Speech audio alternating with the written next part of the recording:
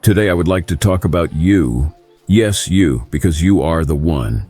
The one with a dream, a vision, an idea that is uniquely yours.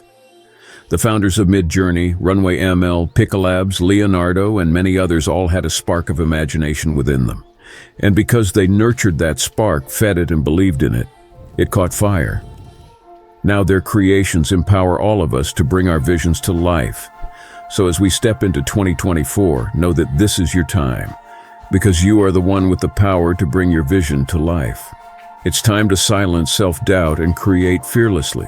Stop simply dreaming and start doing, because you're the one who can imagine what no one has imagined. To solve problems in breathtaking new ways, to make art, music, and films that stir the soul. You are the one to build companies, forge movements, and change lives. So let this be the year you take that first step, speak that truth, open that door, share your gifts. Create fearlessly knowing that you, yes, you are the one. Your vision, your path, is the only one like it in this universe.